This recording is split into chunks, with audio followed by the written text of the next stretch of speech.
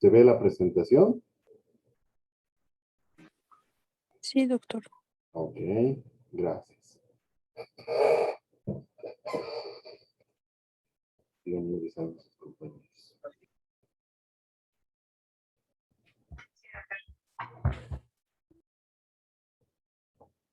Mientras ingresan sus compañeros, les reitero, si tienen cualquier pregunta o necesitan que se vuelva a explicar nuevamente, por favor, ténganse la libertad de poder expresar esa situación. ¿Listo? Entonces, reiteramos, los tratados internacionales son compromisos que los estados asumen en el ámbito de las relaciones que van a tener entre estos. ¿No? Van a llegar a comprometer diferentes aspectos. Un compañero de ustedes nos hacía mención en la anterior clase a las aduanas, ¿no? Entonces, entre estados llegan también a suscribir acuerdos para qué? Para agilizar en algunos casos los controles aduaneros en frontera, para que puedan ser más, más rápidos en algún caso, ¿no? Que no puedan demorar mucho o mejorar las condiciones, los equipos, los controles para que no se afecte a otro estado. Estos compromisos pueden ser suscritos en diferentes materias, en diferentes temas que sean de interés entre estos estados, que les llegue a preocupar. Por ejemplo, entre Perú y Bolivia, un tema importante es el lago Titicaca, ¿no? Y el tema de la contaminación que va incrementando en ambos estados, ¿no? Por el lado boliviano nosotros conocemos en la parte sur que el nivel de contaminación ha ido incrementando bastante, y por el otro lado también cerca a Puno, en ciertas riberas, existen niveles altos de contaminación. Y eso preocupa a ambos estados. ¿Por qué? Porque afecta, por un lado, a toda la biodiversidad que está dentro del lago, y aparte también por la característica, la imagen, la riqueza en cuanto a posibilidades de realizar actividades turísticas que tiene el lago, les preocupa a ambos estados. Entonces, entre los dos pueden suscribir acuerdos para reducir los niveles de contaminación, que las aguas residuales de los municipios aledaños al lago no tengan como un destino final el lago, que se realicen plantas de tratamiento en algunos casos. Otro aspecto que también llamó la atención años atrás era la reducción del volumen del agua, el nivel del agua que iba reduciendo año tras año. Entonces, y eso producto de que se afectaban las fuentes que alimentaban justamente al lago, ¿no? Los ríos que eran utilizados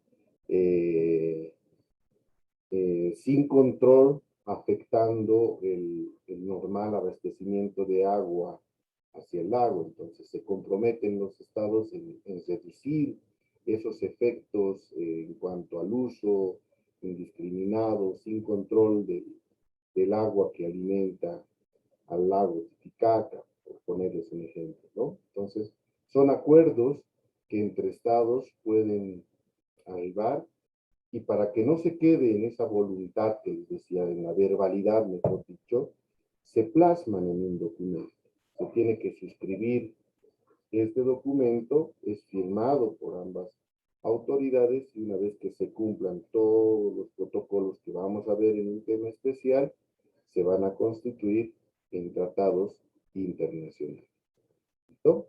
Acá en este recuadro se hacía mención a diferentes tipos, ¿no? Una clasificación de tratados internacionales. En algunos casos se los denomina acuerdos, pactos, protocolos, cartas de entendimiento, actas, declaraciones, convenciones, ¿no? Diferentes denominaciones que se utilizan. Todas estas diferentes denominaciones, como mencionábamos, vamos a ver en un tema específico que será los tratados internacionales. ¿No? Ahí tenemos un ejemplo de un tratado que se van a suscribir. Normalmente tienen un nombre específico dependiendo de quiénes son los que suscriben y el año se toma muy en cuenta, ¿no? El año en que se está suscribiendo. También en algunos casos se enfatiza en el lugar donde se llega a suscribir. Por eso, la Convención de Viena, la Convención de La Haya, el Protocolo de Kioto, ¿no? Enfatizan en un lugar donde se está suscribiendo el tratado. Ahora, ¿por qué los tratados son considerados como una fuente? Y en especial, los tratados internacionales se dice que son fuentes principales. Pues, si es entre dos estados quieren llegar a un acuerdo, solamente necesitan expresar esa voluntad y plasmarla en un documento. No necesitan la aprobación de otra instancia, que no sea los mismos estados. ¿No? Entonces, esa voluntad que hace que entre autoridades de diferentes estados se sienten, suscriban, firmen este documento, demuestra de que directamente ya en esa manifestación nace el derecho internacional. Porque entre estos estados van a asumir obligaciones. Uno estará obligado de cumplir lo que está pactando con relación al otro estado. Y lo propio, tendrá que asumir esas obligaciones que están establecidas en el documento y que se ha obligado con relación al otro estado. Entonces, por eso se enfatiza y se dice que los tratados internacionales son fuentes principales, porque el derecho internacional va a nacer directamente de esa voluntad plasmada en el documento. ¿No? ¿Alguna pregunta? ¿Se entiende esta parte?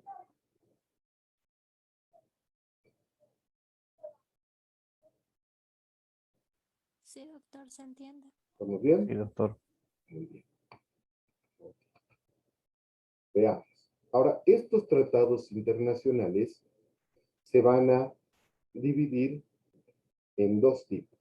Los de orden formal, ya el nombre nos lo dice, ¿no? Formal. Van a tener cierta formalidad que deben cumplir. ¿No? En este grupo vamos a encontrar a los tratados multilaterales o colectivos, que serán aquellos tratados que suscriben varios estados, 3 o más estados. ¿Listo? A ellos se los denomina tratados multilaterales. También en algunos casos se les denomina tratados colectivos, pero más son conocidos como multilaterales. Y los tratados bilaterales, como su nombre lo dice, bi, que significa dos. Estos tratados bilaterales son suscritos solamente entre dos estados. Esto no puede existir un tratado bilateral entre tres. ¿Bien? A partir de tres ya son considerados tratados multilaterales. El otro grupo son los tratados de orden material.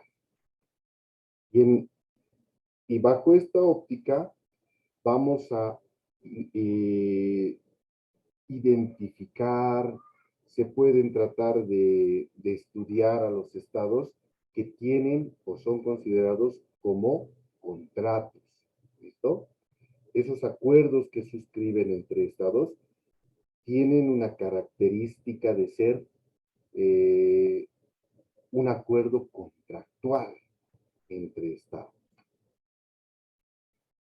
Y también existen los tratados que tienen una característica normativa, que se van a constituir en normas. ¿Listo? Vamos a ir viendo algunos ejemplos. En el primer grupo decíamos tratados multilaterales. Ahí la imagen nos ayuda a ver un grupo de autoridades que va a suscribir un determinado tratado. Por eso es multilateral. Y bilateral se da entre dos estados. Los tratados contrato serán, les decía, por su característica, por su contenido, se van a asemejar a un contrato, como si estuvieran suscribiendo algún contrato entre dos estados. ¿Listo?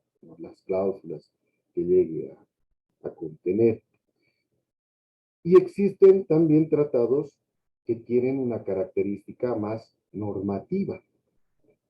Ejemplo, la Convención de los Derechos del Niño, ¿no? Esta convención, ustedes la revisan, se llega a determinar cuáles son los derechos que van a tener los niños, ¿no? Y tiene la tipología, decíamos, de una norma por el formato que llega a tener, pero también por el contenido, porque establecerá obligaciones, responsabilidades, establecerá instrucciones o mandatos directos que deban asumir los estados que son parte o suscriben o se adhieren a estas normas. Esto es una forma de clasificar internamente a los tratados internacionales. Pasemos a la otra fuente, que es la costumbre internacional.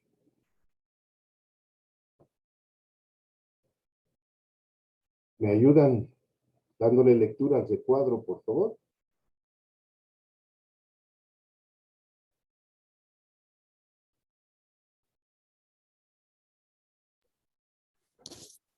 Doctor, Costumbre internacional. Por favor, adelante, gracias.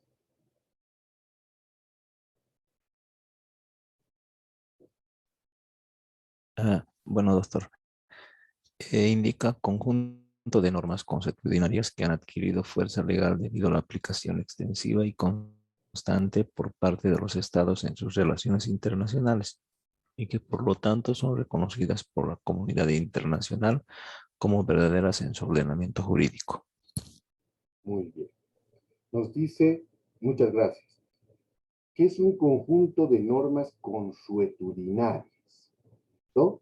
Que han ido adquiriendo fuerza legal, ¿no? Una fuerza de ley, se dice, debido a su aplicación constante y extensiva por los estados en sus relaciones internacionales. Entonces, si nosotros nos enfocamos en nuestro país, ¿podemos identificar alguna norma consuetudinaria, alguna costumbre que tenga una fuerza de ley? En nuestra relación como personas naturales. Un ejemplo. ¿Qué tenemos como costumbres? Como bolivianos, a ver.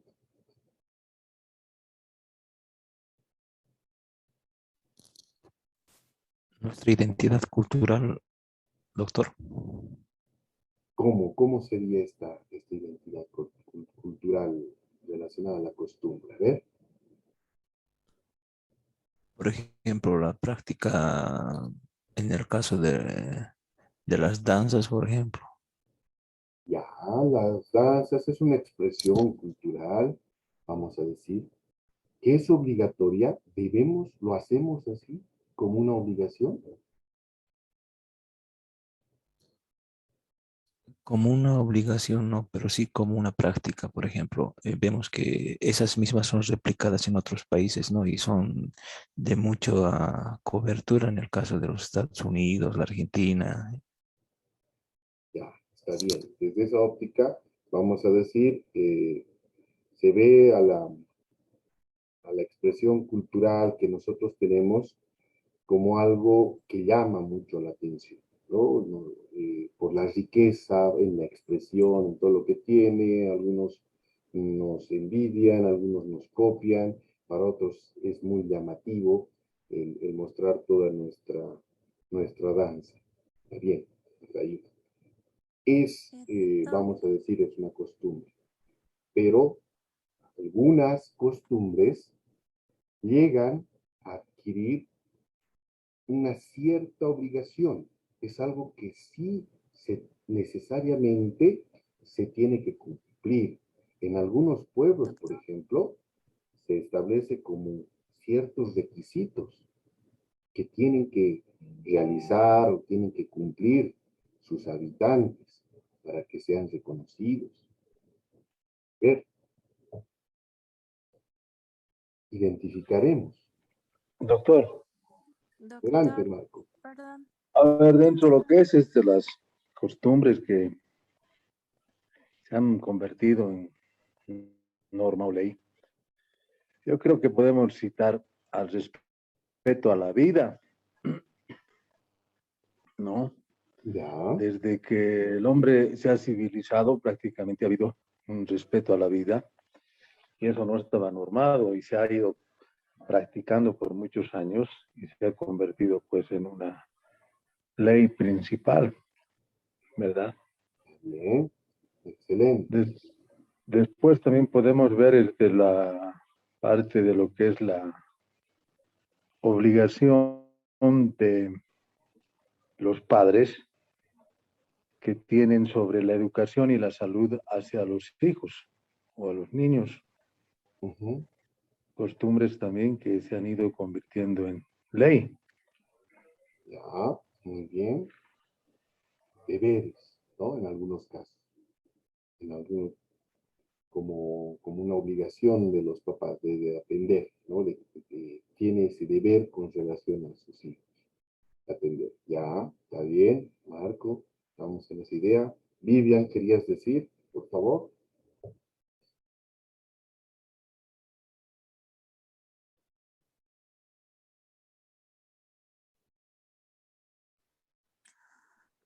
doctor, dentro de lo que usted nos está hablando de estas normas consuetudinarias, yo creo que también estaría dentro de lo que es esto, las normas establecidas por cada nación y pueblo indígena, porque si bien estas normas no están escritas, pero dentro de cada nación se cumplen porque por el transcurso del tiempo, por la idiosincrasia, por su misma ideología, se han hecho costumbres su cumplimiento, em, ya que se desprende de hechos que se han producido repetitivamente dentro de su mismo territorio, dentro de su misma nación.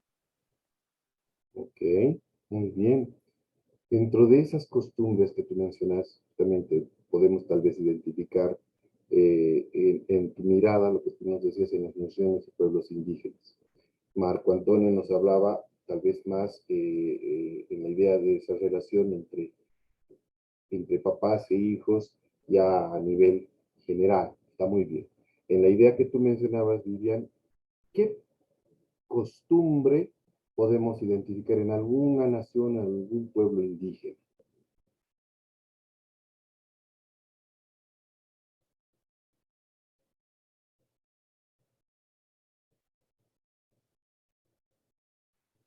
Por ejemplo, doctor, dentro de lo que yo he visto, em, para elección de autoridades tienen un sistema de rotación, Bien. eh, por lo cual todos los miembros de la comunidad deben ser en algún momento autoridades. De otra forma, si ellos llegaran a negarse, muchas veces de esta comunidad son prácticamente desterrados y se les quita lo que es el tema de sus viviendas, sus terrenos, y se constituye ya como un patrimonio de la comunidad.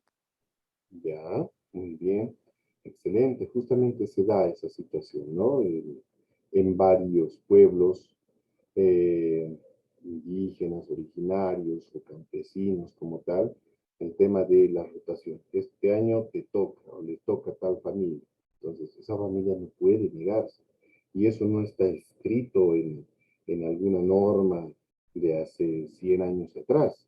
Es una costumbre que se ha establecido en esa comunidad y que a lo largo de todos estos años se ha ido repitiendo, se ha ido cumpliendo hasta obtener una especie de fuerza legal. No necesita que esté escrito, pero ya tiene su peso de cumplimiento, de obligatoriedad, de exigencia hacia esas personas. ¿No? Muchas gracias, Vivian. Y justamente ese ejemplo que veíamos en una situación muy particular dentro de una nación, un pueblo indígena, es algo que vamos a encontrar ya en esta esfera grande que es a nivel internacional. ¿Listo? Esas prácticas constantes que se van dando a lo largo de los años entre estados, se vuelve costumbre, que tal vez en un principio no estaba establecido en una convención, en algún tratado, pero que se fue practicando y poco a poco se ha ido manteniendo como una obligación que deben cumplir entre estos estados. Entonces, el derecho internacional echa vista a esa situación y dice, esa costumbre internacional es importante. ¿Por qué? Porque tiene mayor fuerza de obligatoriedad que otras fuentes, porque la costumbre hace más fuerte el vínculo de obligatoriedad, porque no necesita reforzarse de una norma, sino a través de esa práctica constante que ha tenido, justamente hace que sea difícil que se pueda eliminar. Ahí encontraríamos un interesante ejemplo que nos mencionaba Marco Antonio, respecto a la vida. ¿No? Todos los estados obviamente van a buscar el respetar a la vida. No se, tal vez no se requería hace siglos atrás, no había una norma que establecía esa obligatoriedad, pero los estados han realizado acciones para proteger la integridad de sus habitantes, para proteger la vida de su población, ¿no? De las personas. ¿Listo? Seguimos viendo otras ideas. Para la doctrina, la costumbre internacional tiene la misma fuerza generadora de normas internacionales como un tratado internacional. Los tratados generan normas expresas y la costumbre genera normas tácitas, ¿no? Pues la doctrina, cuando estudia el derecho internacional, te dice, muy bien, las dos principales fuentes son los tratados y son las costumbres. ¿Por qué? Porque de ambas van a nacer fuerzas, en cuanto a normas que van a determinar la obligación, pero en el caso de los tratados, esas normas, perdón, esa voluntad va a estar plasmada en una norma expresa. En el caso de la costumbre, esa fuerza va a estar en unas normas tácitas, no van a estar escritas, sino que con esa práctica que van a ir realizando entre estados, obviamente se va a ir generando como una obligatoriedad entre estos. Pero no toda costumbre es reconocida como una costumbre internacional entre los estados. Tiene que cumplir 5 condiciones. Primero, la primera condición es que debe ser aplicada por mucho tiempo por un estado. ¿Listo? Esa es la primera condición. Por eso se relaciona justamente con esta aplicación extensiva y constante por un buen periodo de tiempo. Segundo, debe ser aplicada por varios estados, 2 o más estados, no solamente por uno solo. ¿Listo? Entonces, se exige para que sea reconocida como una costumbre internacional que se aplique entre 2 o más estados, varios estados. Tercero, debe encontrarse en vigencia, que esa costumbre se siga aplicando. ¿Listo? Cuarta, debe encarnar la idea de justicia y de equidad. ¿No? Ya sabemos qué es justicia, ya sabemos también qué es equidad. Entonces, cuando nosotros veamos, o para el derecho internacional, cuando se quiere identificar una costumbre internacional, este cuarto elemento debe ser analizado. Si con esa práctica que tienen estos estados se logra propiciar escenarios de justicia y existe equidad entre ambos estados, entonces puede ser muy bienvenida para ser reconocida como una costumbre internacional. Quinto, no debe violar las costumbres ya existentes, ni tampoco pactos internacionales vigentes. ¿No? ¿Qué significa?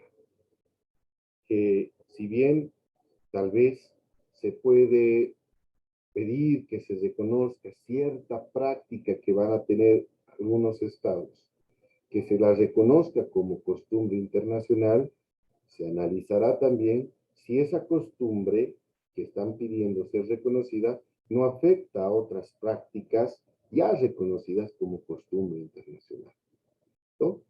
Y tampoco esa práctica tendría que afectar un tratado internacional, algo que ya esté pactado entre los estados. ¿Listo? Entonces, son 5 condiciones que se piden para que se reconozca a la costumbre internacional como una fuente del derecho internacional público. La doctrina también, en caso de que se suscite algún problema y que se pida que se resuelva a través de una costumbre internacional, te va a pedir que se demuestre una prueba de costumbre.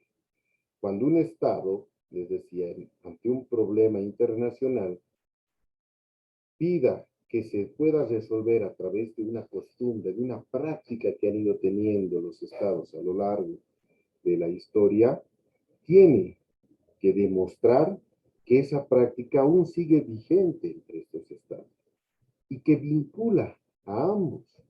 Es decir, muy bien, pero esto lo reconocíamos, lo resolvíamos todo el tiempo de esta forma, o lo hemos ido resolviendo a lo largo de la historia cuando se han presentado estos conflictos, lo hemos resuelto a través de estos acuerdos o de esta forma, ¿no?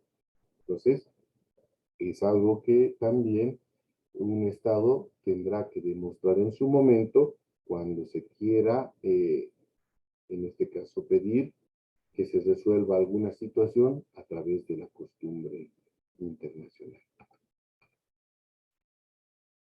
¿Cuáles son los elementos de la costumbre internacional?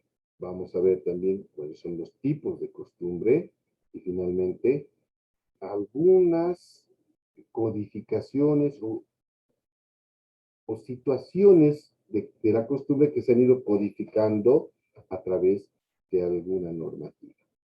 En el primer caso, la costumbre tiene que tener 2 elementos.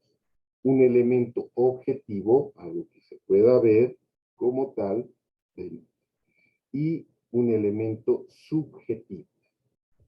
El elemento objetivo se refiere al uso constante y uniforme de un acto. Y de esta forma, esta serie de prácticas de este acto van a consolidar que adquiera un carácter de una norma. ¿Listo? Y al considerarse una norma, obviamente va a adquirir una obligatoriedad. ¿Listo? Va a munirse de esa fuerza de determinar la obligatoriedad de cumplimiento. Y el elemento subjetivo está relacionado con la convicción. ¿Qué significa esto? Que los estados, primero,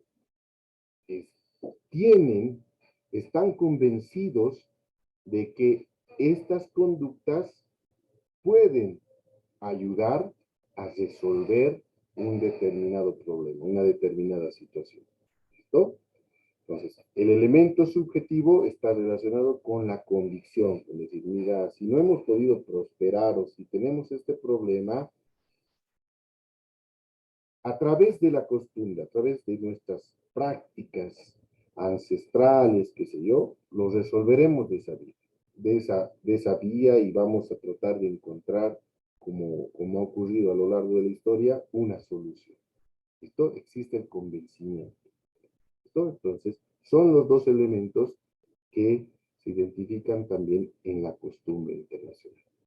Ahora, en cuanto a los tipos de costumbre, vamos a encontrar tres tipos. Uno, universal, donde participan una gran mayoría de los estados, obviamente no todos van a participar, pero sí una gran mayoría. Puede ser una costumbre regional que exista en cierta parte de algún continente, entre un grupo de estados que se tuvo esta costumbre como tal, entonces va a tener un carácter regional, o puede ser bilateral, que sea una práctica donde participaban y resolvían dos estados. En cuanto a la codificación de la costumbre, se dice que es la tarea de ordenar y sistematizar el derecho consuetudinario. Ya sabemos que el derecho consuetudinario estudia las costumbres que de a poco se van a ir rescatando y van a ir constituyendo toda esta área del derecho relacionada a la costumbre como tal. Entonces, es una tendencia asumida por los organismos internacionales y los estados. ¿Para qué? Para codificar la costumbre internacional. Rescatar esa práctica que se ha quedado en la costumbre, pero tratar de incorporarla ya en un documento jurídico, en una norma como tal. ¿Listo? Un ejemplo que tenemos, la Resolución de Ginebra de 1958, que regula las costumbres marítimas, que tenía como un origen las prácticas y los acuerdos verbales, esa costumbre que se tenía allá en Europa para resolver problemas de navegación marítima. Entonces, se resolvía a través de ciertas prácticas que se tuvieron entre estos estados en Europa y decidieron justamente llevar esas prácticas a un documento que formalice esos acuerdos, esa forma de solucionar los problemas y obviamente nace esta resolución de Ginebra de 1958. ¿Listo? Entonces, eso respecto a la costumbre internacional. ¿Alguna pregunta? Hasta ahí. Respecto a la costumbre. No, doctor. Ya. ¿Estamos bien? No es necesario repetir. Ok. Muy bien. A ver, saliéndonos de esa esfera internacional y adentrándonos a lo nacional, por ejemplo, ustedes, no sé si vieron derecho autonómico, lo están viendo ya, pero han debido revisar ya el derecho o las autonomías indígenas originarias campesinas. Para que exista y sean reconocidas estas autonomías como entidades territoriales acá en Bolivia, se les pide que demuestren una ancestralidad, prácticas, vivencias que hubiese tenido esa nación a lo largo de la historia, ¿no? Mucho más antes de la colonia. Y además que ellos puedan demostrar también formas de organización interna, cómo esa comunidad, cómo esa nación, ese pueblo se organizaba internamente, cómo tomaban decisiones, cómo solucionaban ciertos conflictos. Son dos requisitos base que están en la ley marco de autonomías. Y con esos dos requisitos grandes se perfilaba un estatuto autonómico que ya formalizaba, podríamos decir, en un documento jurídico justamente esas características. En la autonomía indígena de Totoramarca, por ejemplo, ellos reconocían una costumbre que tenían de no tener niños o niñas en situación de orfandad o marginalidad, por ejemplo. Ellos mencionaban y decían que si en algún caso, ante alguna situación de que los papás, la mamá o los papás, los dos, lleguen a fallecer y los hijos se queden solos, era la comunidad quien asumía esa responsabilidad y se encargaba de darle lo que nosotros conocemos como tutela a esos niños, encargarse de la tutela hasta que llegue a una edad adulta. La comunidad, de ser necesario, le dotaba de un espacio, una tierra para que ellos puedan dedicarse a esas actividades productivas, ya sea la actividad agropecuaria o actividad ganadera, pero era la comunidad que asumía esa responsabilidad. Por eso es que ellos decían, no, acá no existe esa situación de marginalidad de los niños, o abandono, o que estén en las calles en nuestra comunidad y que nadie se haga cargo. Esa costumbre, que no estaba en ninguna norma de la comunidad, del pueblo, ya ha sido identificada y formalizada, les decía, en el Estatuto Autonómico, en su norma base que va a tener esta autonomía como una característica. ¿Listo? Ese ejemplo es el que se relaciona con lo que les mencionaba, ¿no? Con el tema de la codificación de las costumbres. Los estados que también tenían ciertas prácticas para resolver problemas, para atender ciertas situaciones entre ellos, llega un momento en que esa costumbre deciden recuperarla y plasmarla en un documento, para que tenga también el respaldo jurídico, normativo, que ya tenga un documento que pueda ser exigido el cumplimiento por el otro Estado. ¿Listo? A eso se refiere la codificación de la costumbre. ¿Listo? ¿Preguntas? ¿Estamos bien?